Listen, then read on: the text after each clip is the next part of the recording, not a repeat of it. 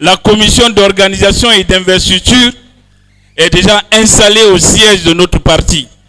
Tous les jours, elles reçoivent des anciens membres du bureau exécutif qui souhaitent renouveler leur candidature. Donc s'il y a un membre du bureau exécutif ici présent, vous êtes demandé de lundi au vendredi à venir au siège national ici pour solliciter le renouvellement de votre mandat comme étant membre du bureau exécutif. L'UFDG, nous n'avons pas attendu le contrôle de quelqu'un ou les instructions d'une institution pour commencer notre renouvellement.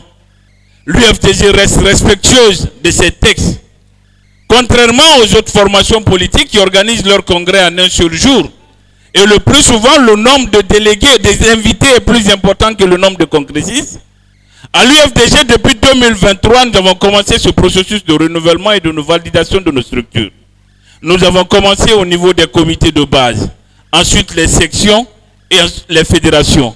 Aujourd'hui, ce sont ces fédérations-là, plus les anciens membres du bureau exécutif qui décident de renouveler leur mandat au niveau, n'est-ce pas, de cette institution, qui vont constituer le corps électoral pour renouveler les instances dirigeantes de notre formation politique.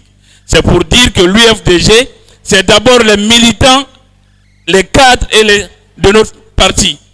Si vous n'êtes pas membre de la formation politique, si vous n'êtes pas militant du parti, vous ne pouvez pas être dans les structures du parti, vous ne pouvez pas être candidat. Ne sont éligibles au congrès de notre parti que ceux-là qui remplissent les conditions et qui sont membres des instances dont je venais tout à l'heure de citer. Le deuxième pan de ma communication s'adresse à ceux qui font ce processus de recensement général ou le recensement biométrique dans notre pays. Il est important de revenir sur l'historique des choses pour aider à la compréhension. Nous avons toujours dit que l'UFDG c'est un parti de dialogue, c'est un parti de paix et on a suffisamment donné de garanties dans notre pays que nous ne voulons pas d'affrontement, nous ne voulons pas de manifestation, ça reste les derniers recours. Mais quand ça va dans le domaine de la foutaise, vous refusez de vous soumettre à des ordres manifestement illégaux. À la prise de pouvoir par l'armée, nous avons été très clairs. En 2020, il y a un fichier qui a servi de base à l'organisation de la présidentielle du 18 octobre. Nous avons demandé du côté de l'UFDG, de l'ANAD et même des forces vives, que ce fichier-là soit réactualisé, sortir les cas de décès et intégrer entre-temps les Guinéens qui ont atteint la majorité, c'est-à-dire les 18 ans. Mais on nous a opposé un refus catégorique. Au départ, le gouvernement disait qu'ils veulent faire un recensement général de la population et qu'à l'issue de ce recensement-là, un fichier électoral va être tiré. À l'époque, nous avons rappelé que le RAVEC, personne n'est contre à l'UFDG. C'est une très bonne chose. Mais on ne peut pas faire le RAVEC dans une période de transition, tirer le fichier électoral et aller aux élections dans le délai imparti. C'est ce qui nous a amené à rappeler qu'il était important, au nom de la paix, la quiétude sociale et l'unité, la fraternité entre les Guinéens, de revenir sur le fichier de 2020, l'actualiser pour qu'on puisse aller tranquillement et de façon apaisée aux élections. Mais là aussi, on nous a opposé un refus catégorique. À un moment donné, ils sont arrivés à la conclusion que ce n'était pas possible. C'est ce qui les amène à cette opération de recensement biométrique. Mais là aussi, beaucoup de failles sont constatées. Nous disons tous les jours que lorsque vous évaluez avec objectivité les germes qui ont conduit d'autres peuples à la violence et à l'autodestruction, vous voyez les mêmes germes chez vous, vous alertez, vous interpellez, vous faites des propositions pour amener les décideurs à prendre les bonnes décisions qui puissent amener le pays à être sauvé de cette situation-là. Nous avons été très clairs depuis le départ. Dans les commissions de recensement biométrique, la première grosse erreur, c'est de sortir les partis politiques et les organisations de la société civile. Nous avons rappelé que ce n'était pas possible. Les élections, c'est pour nous, les compétiteurs. Tu ne peux pas faire un fichier électoral pour les compétiteurs s'ils ne sont pas représentés dans les organes censés établir ce fichier électoral. À un moment donné, ils nous ont dit qu'ils veulent mettre les partis politiques et les organisations de la société civile dans un comité d'observation. Nous avons rappelé à l'époque également que nous ne sommes pas des observateurs.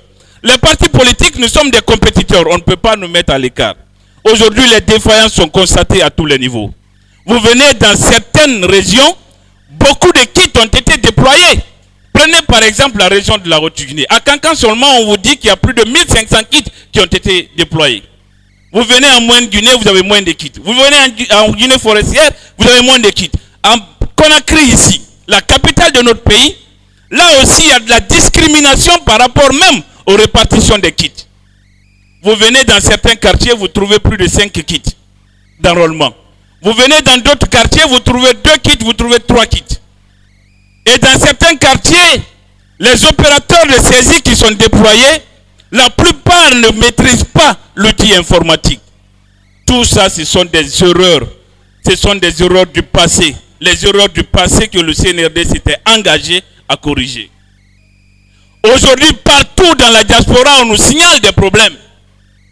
Le recensement était prévu là-bas pour le 20. Mais jusqu'à date, au Togo, ça n'a pas commencé. En Angola, vous n'avez que 5 kits.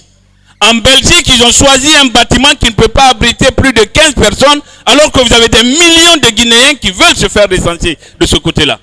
En France, le processus est arrêté. En Côte d'Ivoire, ils ont arrêté le processus. L'argument, c'était de dire que la fête arrive, il faut que les gens rentrent dans leur famille pour célébrer. Et jusqu'à date, ce processus n'a pas repris. Ça veut dire qu'il y a des problèmes à tous les niveaux. On a toujours dit, les mêmes erreurs produisent les mêmes effets.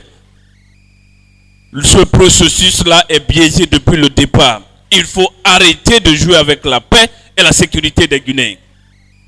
Tous les jours, nous entendons dans les radios, les imams, les religieux, de partout, se faire passer pour des hommes de paix, des hommes de quiétude sociale. Le gouvernement même appelle à la paix.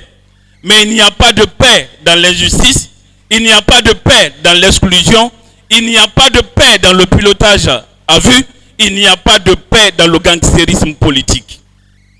À l'UFDG, nous observons, du côté de l'ANAD et des forces vives de Guinée, nous observons, nous continuons à alerter, nous continuons à interpeller le gouvernement pour que des solutions soient trouvées aux problèmes de notre nation.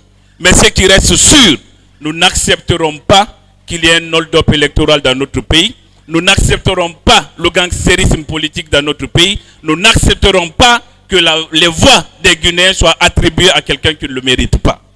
Il faut être clair là-dessus. On le dit dans un français simple mais très ferme.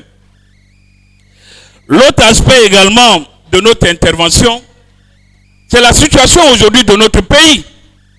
Le CNRD à la prise du pouvoir s'était engagé à sortir la Guinée de tous ces tares qui continuent à nous maintenir dans la précarité économique et sociale. Mais regardons aujourd'hui l'image qu'on donne à notre nation.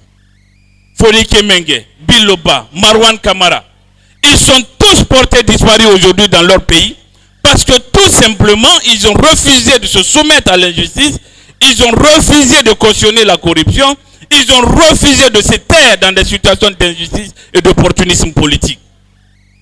Mais un président de la transition, un ministre de la transition peut recevoir un blogueur qui humilie la nation, qui insulte les cadres de la nation, père et mère. On est capable de les recevoir avec tous les honneurs, mais Aliouba peut se retrouver en prison parce qu'il dénonce la corruption, il dénonce le gangstérisme politique. On a dit, on ne cessera jamais de le répéter. Il n'y a pas de paix dans l'injustice. Il n'y a pas de paix lorsque l'injustice est institutionnalisée dans notre pays. Partout où la justice n'est pas équitable, vous ne pouvez pas avoir la paix. Et là aussi, nous disons clairement, nous continuons à travailler dans le cadre de l'organisation de notre congrès. Ce congrès va avoir lieu.